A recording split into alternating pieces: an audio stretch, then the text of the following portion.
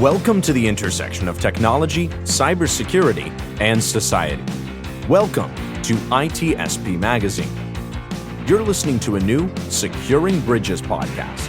You're about to join Alyssa Miller as she sits down with senior and executive security leaders to share stories of success and failure while working across business teams.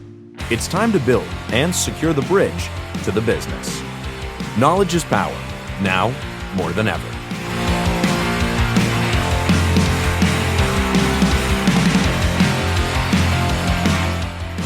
Hey everybody, we're back. It's another episode of Securing Bridges. Thanks for being here with us. I'm Alyssa Miller, your host, as always. And we've got another amazing guest today, so we are going to dig into this thing. But thank you all for joining. We are on episode 37. I can't believe it. It seems like only yesterday we got started with this, and these guests every week have been incredible. You all have been incredible. I love having you all here.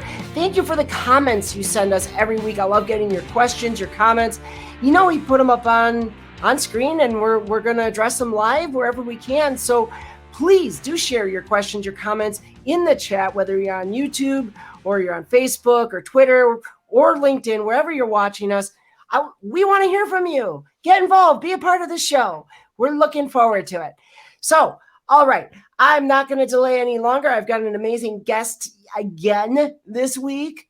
Every week is somebody amazing, and this is no exception. So we're digging right in.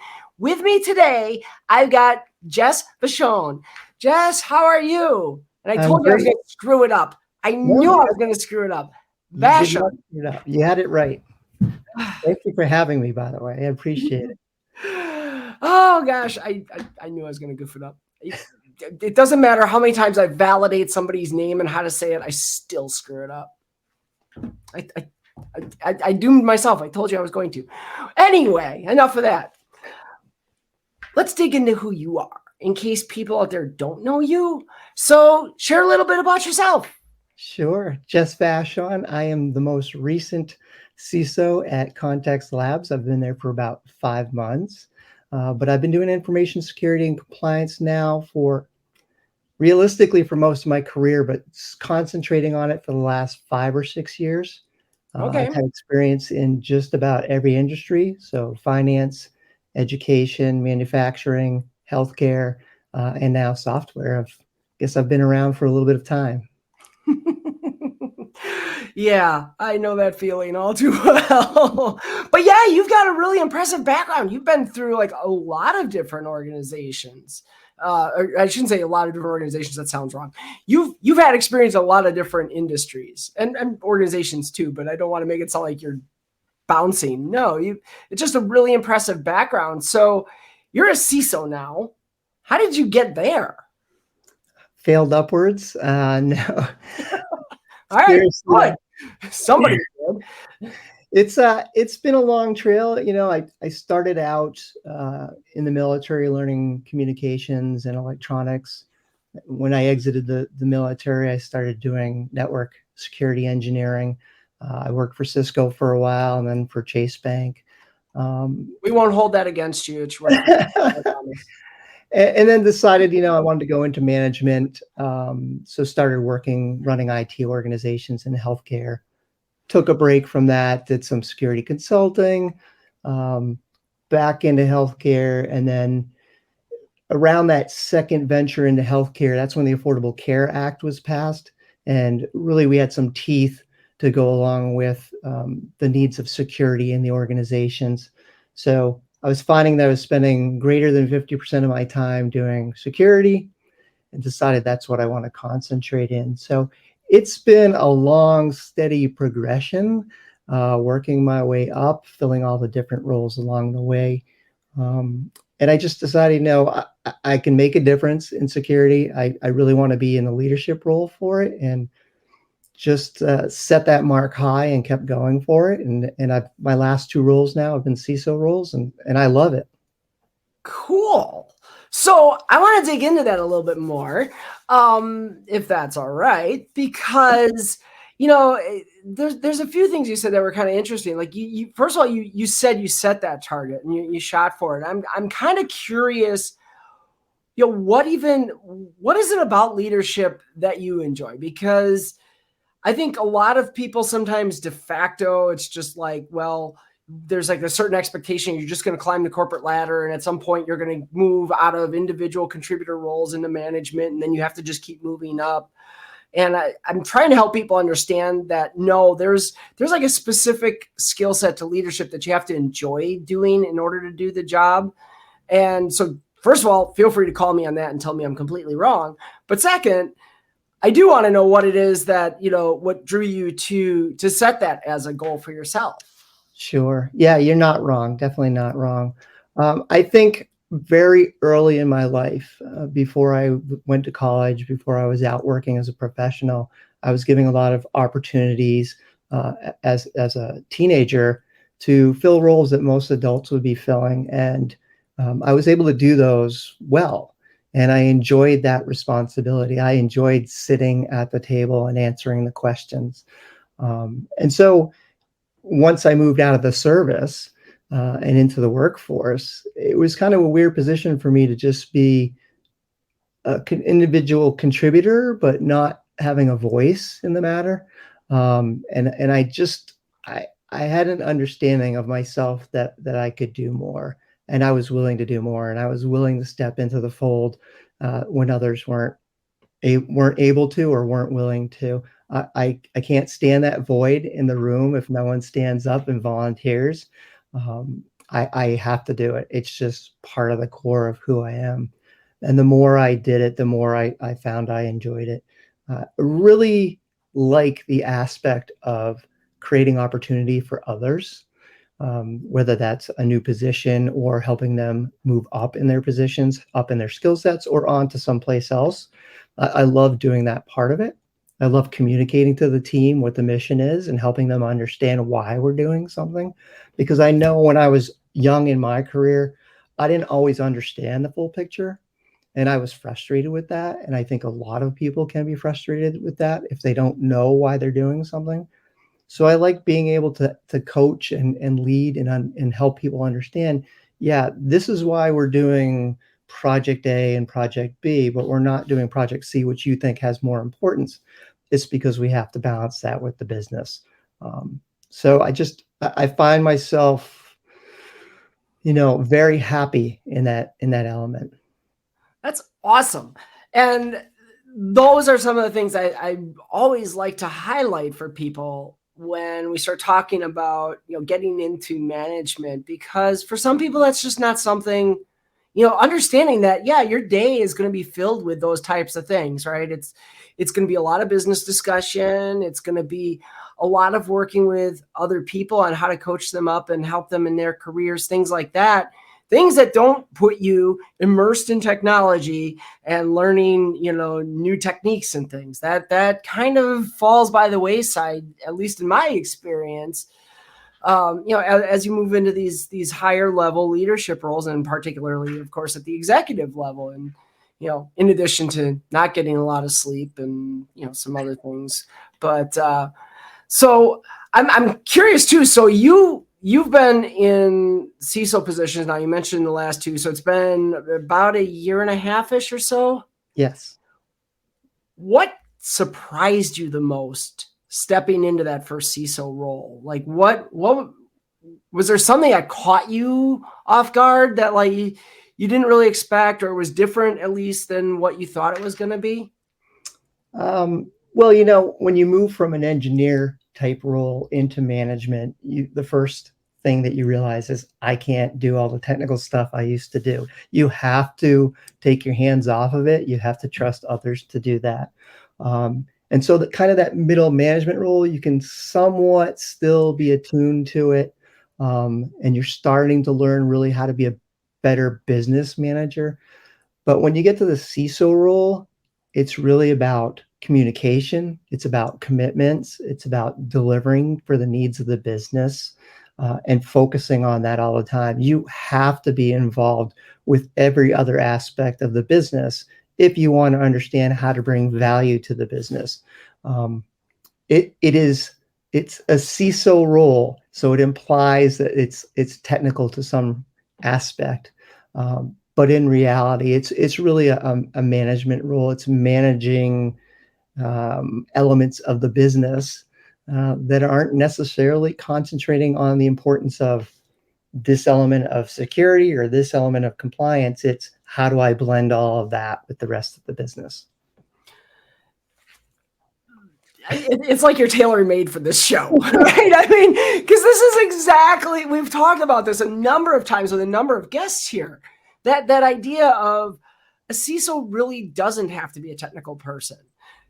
Now, the technical capabilities help, but I think having the technical background is still solid, right? Don't get me wrong. I think it does pay off for me because first of all, I can just understand what the hell it is that all my people are talking about, which is important.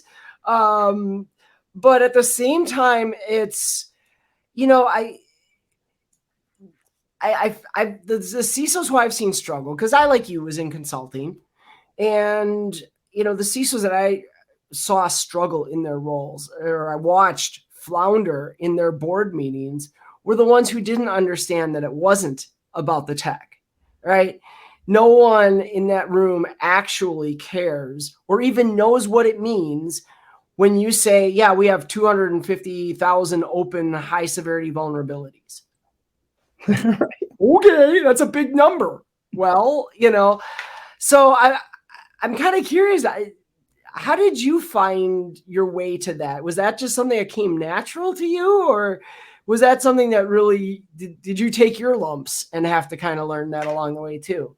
I think so. In terms of being able to add context to the business, I think earlier in my career I struggled with that. I did that thing where I put the numbers out there, and there was a lot of numbers, and I could see the eyes glaze over, and I realized, oh, this is not the way. This is not how I get my message across, and this is not how I bring value. And I talked with a lot of the different lines of the business and said, what is it that you need me to do for you? For marketing, it could be, hey, let's look at SOC 2, because that's something that we can bring to our customers and say, we're taking this area seriously. We have certain controls in place, and we want you to know that your data is safe with us. So when that clicked in my head, how I bring value instead of expense to the business, that's when it really started to roll for me. And I realized that's what my duty is to the business, and duty is to the rest of our customer base as well. So, yeah, no, that makes sense, right? And this is another thing I hope people are capturing from this. So, okay, we've got CISO talking to CISO here today, right? And that's actually 2 episodes in a row now that's happened. But I think what is interesting is how different people get to that conclusion, but that same conclusion comes up. At least for, I think, CISOs who are going to be successful. I hope I'm going to be successful. I'm watching others and I'm learning from others. For me, it was, like I said, I watched other CISOs take their lumps.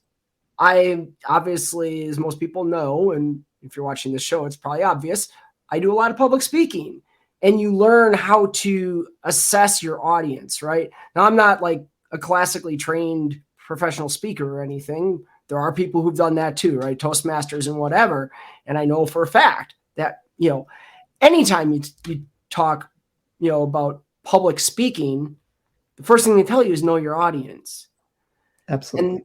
And it's like the cardinal sin to me of a CISO to not understand who those people are in the room and what their motivations are when you're sitting in an executive committee meeting, or you're sitting in an audit committee meeting, or you're sitting there presenting to the board. Like they have a specific need, and you touched, or you didn't touch on it, you focused on it. It's, what are you doing to make our business better? And you've got to be able to speak to that. Yeah, absolutely. And it's building that relationship far in advance too, and not just in the sense of business. It's getting to know each individual, what makes them tick, what their interests are. You have to really enjoy the people that you're working with, and you have to enjoy helping them be successful. So coming into a CISO role, now this was something I found, at least for me, was a little interesting. So, I've been in leadership roles for 17 years, before I got this, 16 years before I got my first CISO job.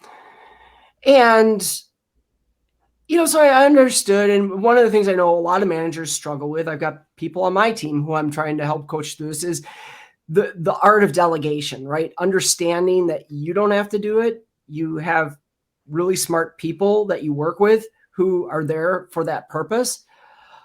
But did you find, as I did, like a whole new layer of that as you step into like a CISO role? I felt like as I started to build out, like, okay, I own this strategy now, right? Like this is all me. And it might be my role previous to this where I was the only one. And so I had to take on more of it. But it's been weird as I realized, like, I set the strategy, but I've got an operations team who I hand that to and say, here's your challenge. I've got an engineering and architecture team. Here's this is what I need from you and to make our vision come true. And did you find that was kind of like even having been, I think you were a director before. So, I mean, you were a manager of managers, but did you still find that was kind of a shift stepping into the CISO role? For me, not really, because I've spent a lot of time in my career trying to develop the next set of leaders. So I try and hire people who are smarter than me, establish that trust with them early on. I give allowance for mistakes ahead of time. So I let them know you're going to fail. It's going to be okay. We can work on that and we can work with that.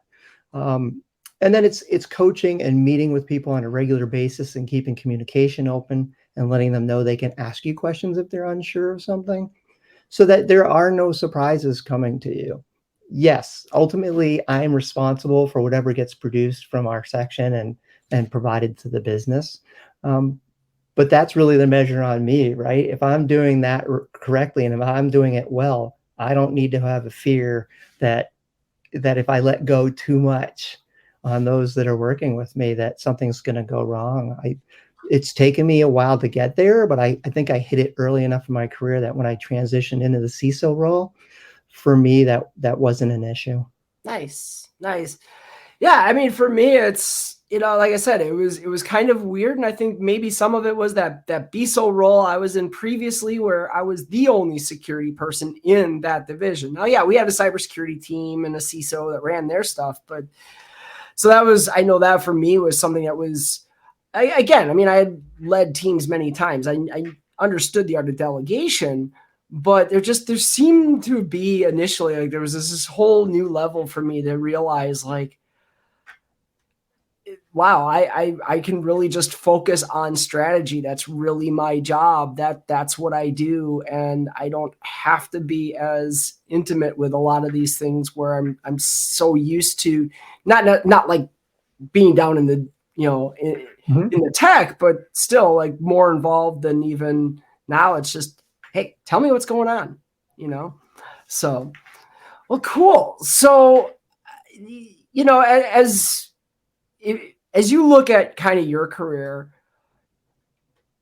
obviously there's other people out there who want to get where you're at, where, they're in an executive role. Where would you start with talking to someone who's, say, maybe very early in their career and they're already seeing that that's like their ultimate goal for themselves? Where do you start in trying to coach someone like that? Yeah, it's having a lot of conversations with those people. I coach probably 5 or 6 different people who are young in their careers.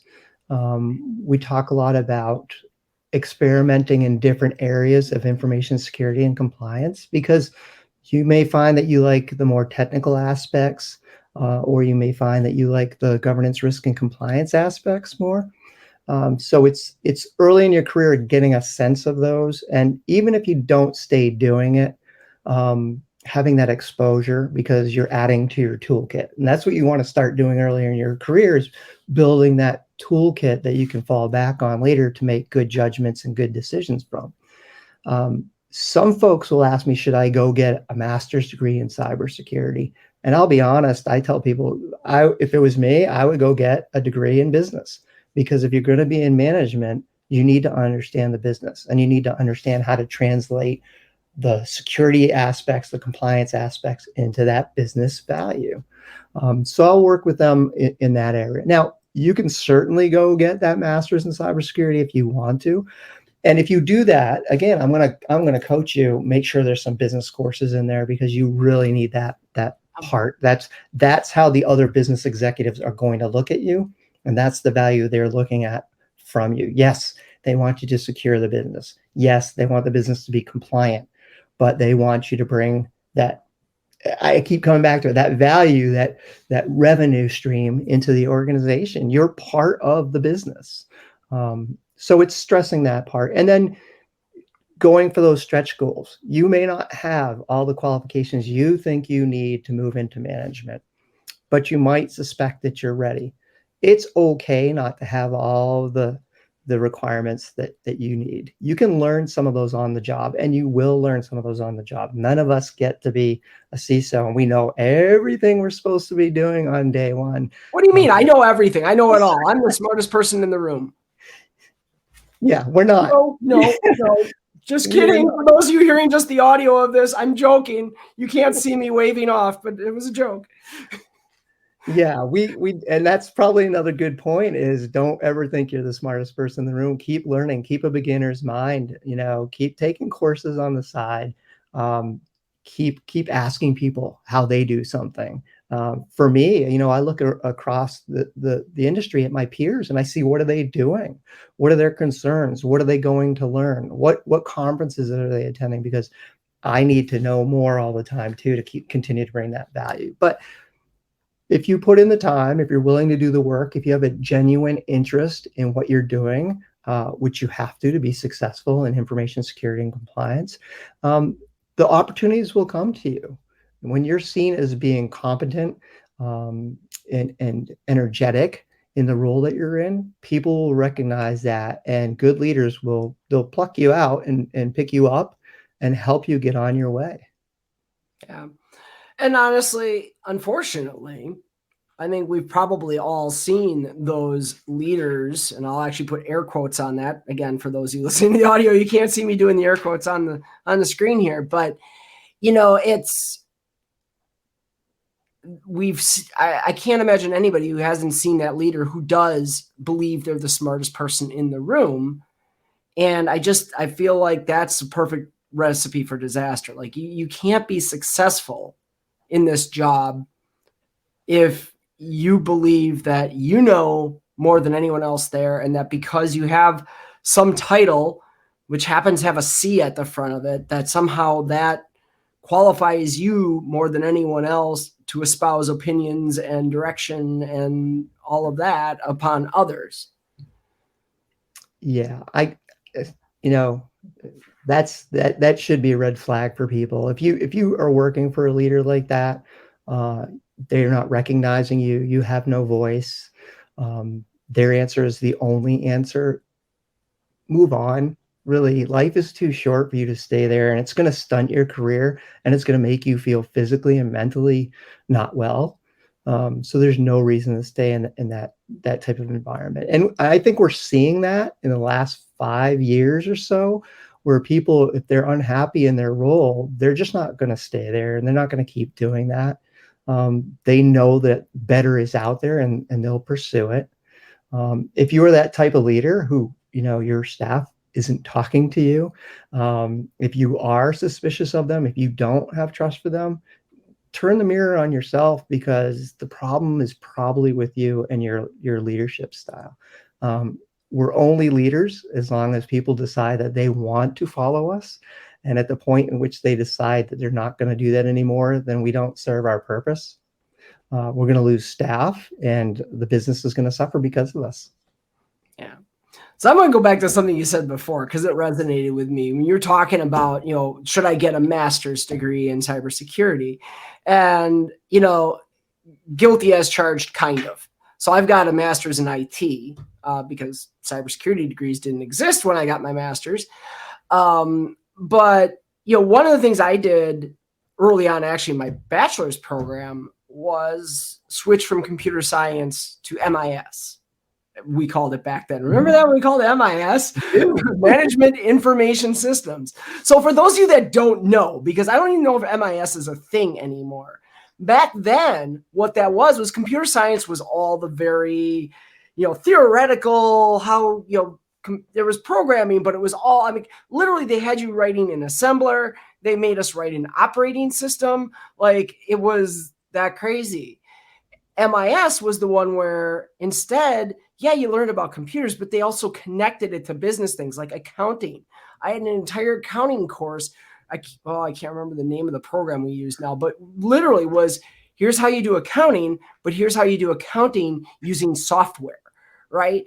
And I think, that speaks volumes to me, because it's come up on the show a number of times that, if you want to overcome some of those obstacles to getting into or progressing in cybersecurity, being able to speak the language of other people in the business who don't speak cybersecurity is important. And I can tell you it worked wonders for me early on in my leadership career, when I could actually talk to accountants and, finance people about those topics and show that I actually understood what was going on and that I knew what a capital budget was versus an expense budget and why that's different and why each one is important in its own way.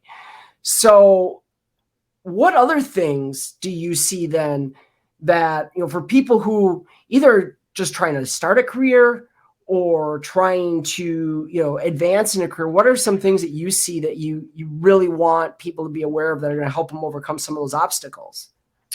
Right. Well, I don't want to imply that you have to have a degree to be successful, because I work with hundreds of people and have over my career that have no degree, and they're some of the smartest people I've worked with, and they've had opportunities where they learned those aspects of the business by doing, or by sitting and asking a lot of questions of a lot of people.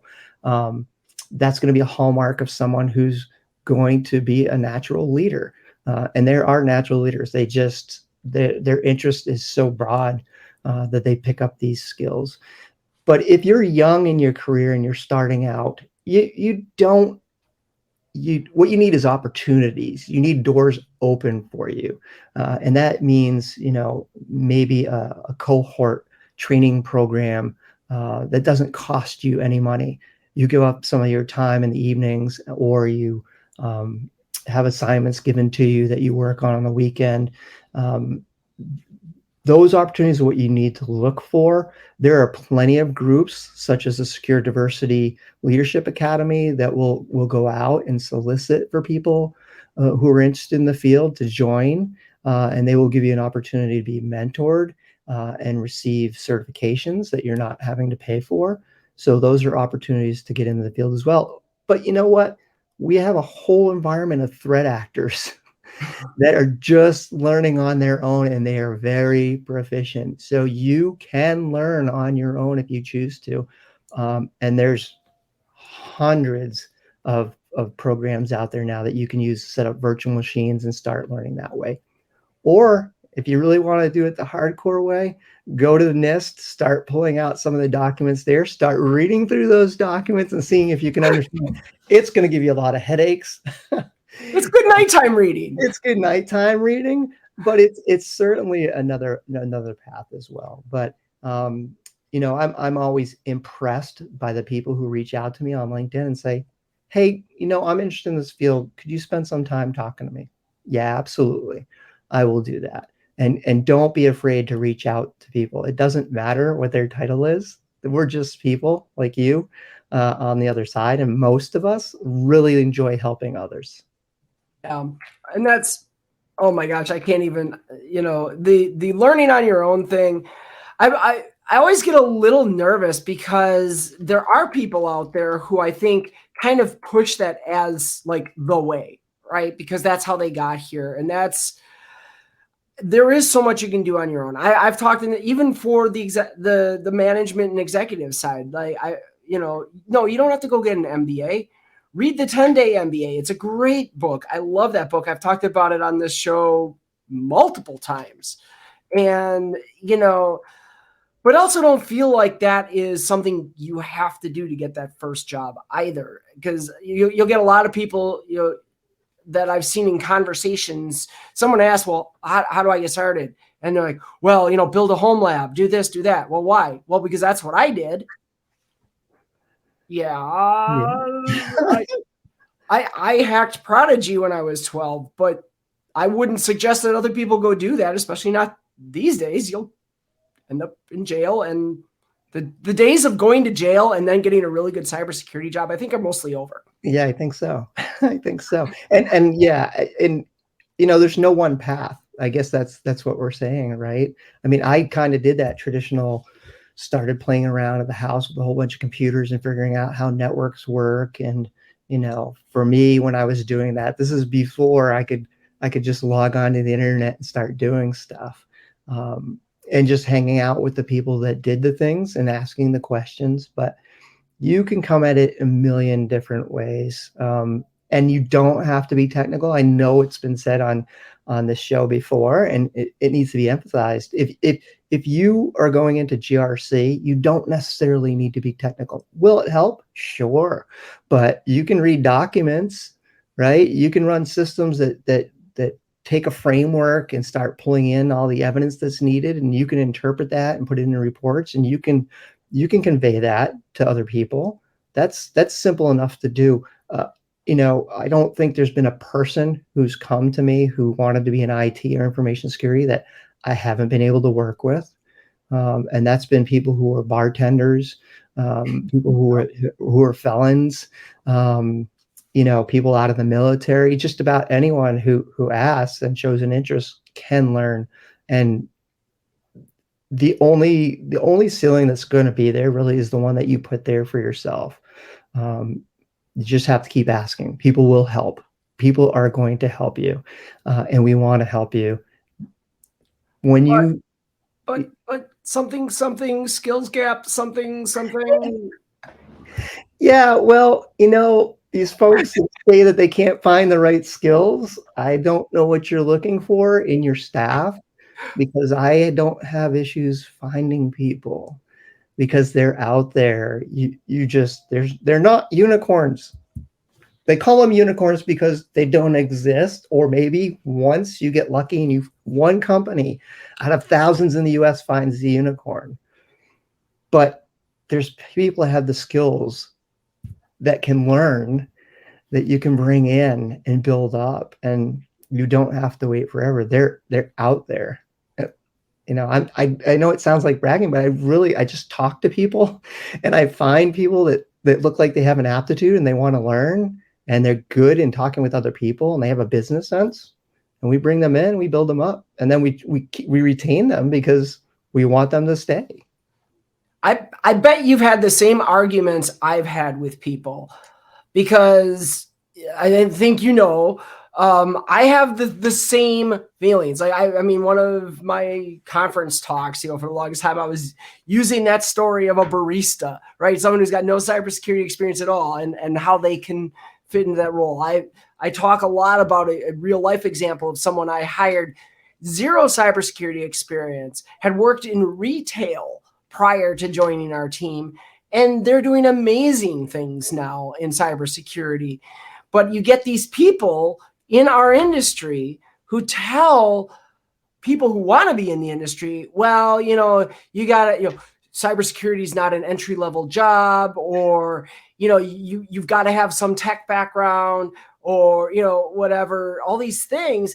And I get into arguments with these people because they're speaking in theory. I'm speaking from actual evidence. Like, right. I've done this in multiple jobs, and so have you. Like, you can, if you actually take the time and the effort and the money to invest in people, you can bring in people who've never worked a tech job in their life and make them very successful in cybersecurity. Absolutely. Help them be, because they'll do it on their own. You don't make them. Absolutely. There's no one in any job who just walked in one day and they knew how to do it. Everybody has been helped in their job. A few years ago, President Obama got a little bit of crap because he said, you didn't build that by yourself. And what he was saying was, it takes all of us for something to be successful. A business doesn't run with one person. A business runs with a whole bunch of people. How do those people get successful? Well, they get hired into the business, and then we work with each other, right? To form and norm and decide how we want the business to run. And you are trained. Every job you're going into, you are trained. So our expectation that people are going to come into information security and know everything, or be, beyond entry level when they start, is ridiculous. Absolutely ridiculous. Or have that past experience with the exact laundry list of 25 tools that you use in your environment. Like one of my favorite examples, and I am going to name and shame. I don't normally do this, but I'm going to name and shame because they're not the only ones, right? They're definitely not the only ones. But the job description example that I've used a lot comes from Meijer, the grocery store chain. And it's a 3-page long job description. And by 3 pages, I mean, regular full screen, 1920 by 1080 monitor. Okay. 3 pages long. This job description goes on with bullet point after bullet point after bullet point after bullet point of all of the technologies they want you to be familiar with. And like I said, they're not the exception to the rule. They are the norm for what we see in job descriptions. And so back to your unicorn topic, which I love unicorns. Don't get, yes, unicorns are lovely. They're wonderful. My pink unicorn is here. But, we've got to get past that idea that these people are going to come in with the absolute dead-on skill set and experience that we're looking for, and they're not going to need anything day one. Right. Yeah, I know I hear the argument all the time. Well, we need the 3-pager in order to screen candidates. That's absurd to me. But so you're using it as a tool to eliminate potential people, and then you say you can't find the right people because you're using that tool to eliminate people. I strive to keep my job postings under a page because I really want it to be, here's the core of what I'm looking for, but I want to see who's out there. I want to talk to you. I want to have those conversations. And people have said, Jess, there's no way you were going through 100 resumes. Well, that's, as a leader, that's my commitment.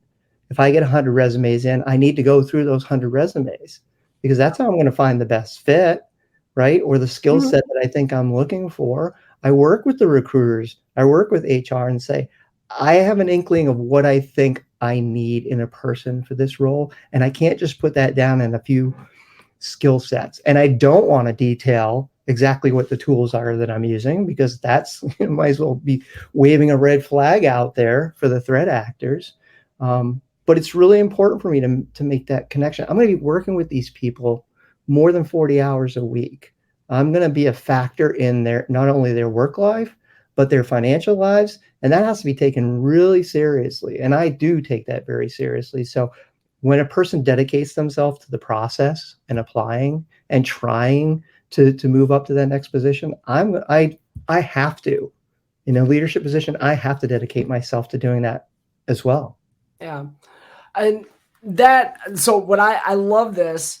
I don't know that I've ever actually focused on like the length of my job descriptions, but I know the one thing similar to what you described that's really important to me is not a lot of requirements, maybe some, preferred skills or experience, but where I try to focus the bulk is that paragraphical stuff at the top, right? That actually says this is what this role is going to do.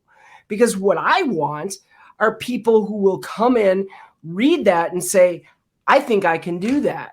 Mm-hmm. The minute you start putting all these laundry list items in there, like you said, now you start excluding people. And I've had HR teams try to tell me that, well, I need that for EEOC purposes. Well, think of the irony of that for a minute. The EEOC is there to ensure that underrepresented people have a fair shot in the hiring process. And yet it's those exact bullet points that you say you need for that are the things that have been proven in multiple studies to drive away candidates from underrepresented groups. Absolutely. So this doesn't even make sense to me when they say things like that. Yeah, absolutely. And you're not going to grow the career field doing that. You have to realize that everyone has a different lived experience, and that opportunity that you're offering has to take that into account. It can't just be from Jess's viewpoint. It has to be from as wide a viewpoint as we can get it to be. No, and I know it's always a touchy subject when we get into that discussion, right? Because, by law, you cannot use race, gender, all of the other protected groups as a decision-making factor either way, right? But we do still need to be intentional about attracting talent from that pool of candidates and bringing them in and giving them equal chance to shine. And that's how we build diversity, which I don't care who you are. You can argue with me, throw it in the comments. I will take you on every day if you want to tell me that cultural, gender, name your category, that diversity isn't important and isn't a business value, because I will embarrass you if you want to argue that with me. Absolutely. Absolutely. Travel the world a little bit and you get that perspective of how you can look at things differently, and how different people bring different strengths to the table. Well, on that note, I think we got to wrap things up. This went by really fast. It did. It was fun. Really fast. I had a blast. I'm so glad you were able to come on. Thank you so much for joining us. And I'm so glad people were able to join. Unfortunately, we had some problems with the links today, but this will be out there and recorded, and ITSP does a great job of resharing it. So I don't know how many people we had live. I'll find that out later. So for those of you that did join in, I apologize if you were late getting the link. There was something wrong with some of the streams. I had to fix it during the intro. That was kind of an interesting a little visibility into what goes on behind the scenes of the show sometimes. But definitely glad to have you all here, and I hope you enjoyed. We'll be back again. I'll try to keep up with what weeks we're having shows, and we've kind of fallen into almost an every other week thing. But I believe next week we will have another episode, and I've got a guest already lined up and all that good stuff. So I've actually got a number of guests lined up for the future, so it's going to keep being good. But keep coming back. I can't say enough thanks to Jess for being here today. It was absolutely wonderful. Thank you so much. Thank you, Alyssa. All right, and to all of you out there watching at home, as they say, or listening on your favorite podcast, this one, of course, will be available a couple days on podcast. The videos are available immediately. Check us out on ITSP Magazine. Hope to continue to see you join in here. So happy to have you. We'll see you next time right here on Securing Bridges. We hope you enjoyed this episode of Securing Bridges podcast with Alyssa Miller. If you learned something new and this podcast made you think, then share itspmagazine.com with your friends, family, and colleagues. If you represent a company and wish to associate your brand with Our Conversations, sponsor one or more of our podcast channels. We hope you will come back for more stories and follow us on our journey. You can always find us at the intersection of technology, cybersecurity, and society.